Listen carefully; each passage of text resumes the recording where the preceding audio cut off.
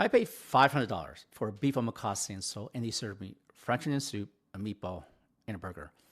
And I'm not kidding you. It was one of the best meals I've had in years. None of that should work at a high-end Korean beef tasting.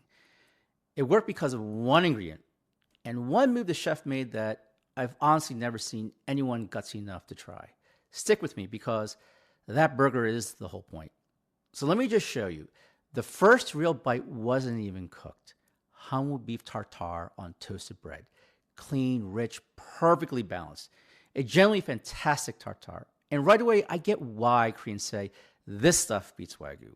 Quick context because it's the whole point of the night.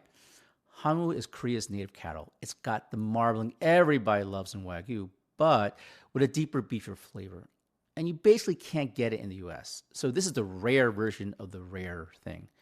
And we're eating in what feels less like a restaurant and more like being hosted in somebody's home. The owner himself is grilling for us, which matters because of what he does next. See, the chef wasn't interested in serving Hanwoo the traditional way. The classic grilled cuts come out first, and they're gorgeous. Every one a different texture, a different side of what this beef can be. And then it starts to get weird. On purpose, out of nowhere. French onion soup, made with Hanwoo beef broth. At a beef tasting, I'll be honest, at that point in the meal, it threw me. Then I tasted it, and it was so good, it kind of annoyed me.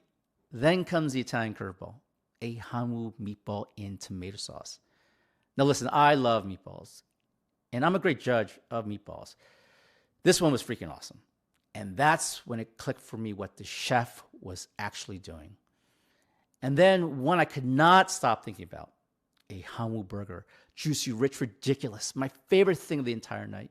And this is the move I told you about at the start because the burger proves the whole point. When the beef is this good, you don't need tradition to justify it.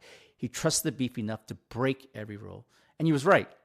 And then just as fast, he brings you home. If you know Korean barbecue, you know you finish with something classic. Naengmyeon, cold buckwheat noodles. I went with spicy naengmyeon, and it's the perfect reset after all that richness. After breaking every rule in the book, he lands on the most traditional note there is. Desserts restrained, Koreans don't go crazy here, just traditional Korean shaved ice. Light, clean, exactly what you want after all that beef.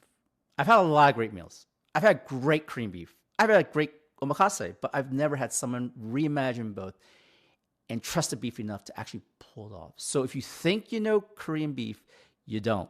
Not until you've had Hanwoo like this. If this one surprised you, the next place I'm taking you will too. Subscribe and I'll see you there.